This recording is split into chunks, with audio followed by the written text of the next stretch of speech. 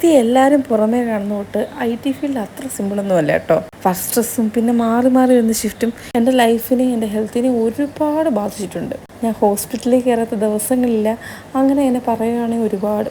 ഇതിൽ നിന്നൊക്കെ ഒന്ന് ലൈഫ് റീസെറ്റ് ചെയ്യാണ് കേട്ടോ ഞങ്ങൾ ഈ ട്രിപ്പ് പ്ലാൻ ചെയ്തത്. ട്രിപ്പെന്ന് വെച്ചാൽ രാവിലെ പോയി ഈവനിങ് വരുന്ന ഒരു ചെറിയ ട്രിപ്പ്. രാവിലെ എറണാകുളത്ത് നിന്ന് ഭൂതത്താൻകെട്ട് ഡാമിലോട്ടാണ് നേരെ പോയത്.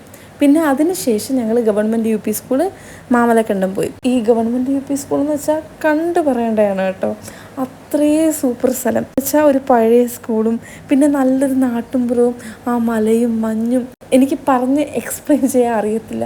അത്രയും നല്ല പ്ലേസ് ആയിരുന്നു കേട്ടോ. പിന്നെ ഈ മാമലക്കണ്ടവും ഡാമും ഒക്കെ കണ്ടപ്പം തന്നെ എൻ്റെ സ്ട്രെസ് പമ്പായിരുന്നു.